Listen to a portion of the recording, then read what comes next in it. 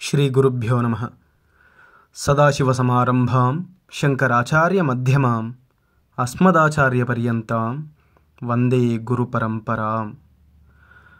ఒకసారి పరమాచార్య స్వామివారు కాంచీపురం మ్యాప్ చూస్తున్నారు.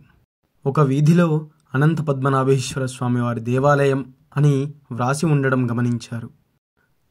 ఆ దేవాలయం గురించి శిష్యులను అడుగగా ఎన్నోసార్లు ఆ వీధి గుండా వెళ్ళినా దాని సమాచారం తమకు తెలియదన్నారు.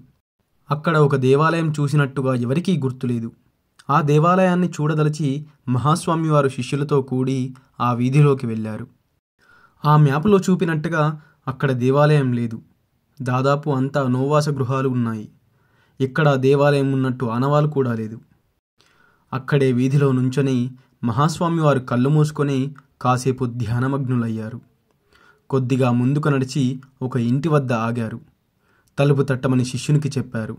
ఆ ఇంటి యజమాని తలుపు తీసి పరమాచార్య స్వామివారిని చూసి ఆశ్చర్యంతో స్వామివారికి నమస్కారములు చేశాడు. ఈ ఇంటిని శ్రీమఠానికి అమ్ముతావా అని మహాస్వామివారు సూటిగా అడిగారు.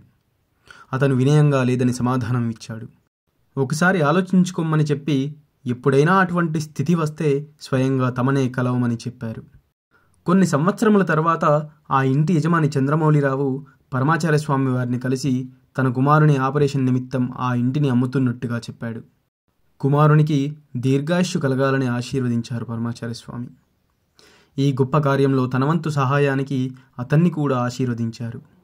వారు శ్రీమఠంలో ఉండడానికి అన్ని సౌకర్యాలు కల్పించారు. అంతకు ముందు రోజు కబురు పంపడం వల్ల అదే సమయానికి గణపతి స్థపతి అక్కడకు వచ్చారు. తడి వస్త్రంతో కామాక్షికి ప్రదక్షిణం చేసి నేరుగా చంద్రమౌళి ఇంటికి వెళ్ళమన్నారు. ఆ ఇంటిలో ఒక స్థలం చూపించి ఇంటి నిర్మాణ నమూనా ప్రకారం అక్కడ తవ్వమని ఆదేశించారు పరమాచార్య స్వామి. పరమాచార్య స్వామి వారి ఆదేశానుసారం స్థపతి ఆ ఇంటిని చేరుకున్నారు.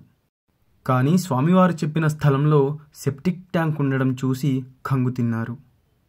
కానీ స్వామివారి గురించి తెలిసిన వారు కావడంతో తమ పని మొదలుపెట్టారు. దాదాపు 15 అడుగుల లోతున త్రవ్విన తరువాత ఠంగుమన్న శబ్దం వినిపించింది. అక్కడ జాగ్రత్తతో తవ్వమని పనివారికి ఆదేశించారు.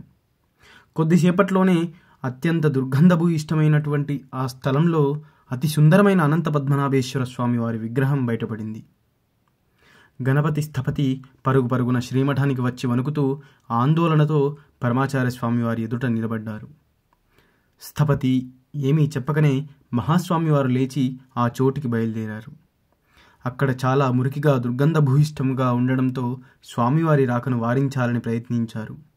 మన సృష్టికర్త అయినటువంటి ఆ స్వామే ఇన్నేళ్లుగా ఆ మురికి కూపంలో ఉండగలిగితే నేనెందుకు ఉండలేను అని పరమాచార్య స్వామివారు బయలుదేరారు. అక్కడకు చేరుకోగానే మహాస్వామివారు ఆ విగ్రహానికి నమస్కరించి పూర్తిగా శుభ్రపరిచేదాకా అక్కడే ఉన్నారు. తరువాత అక్కడ ఒక దేవాలయం నిర్మించి పరమాచార్య స్వామివారే ప్రతిష్ఠ చేశారు.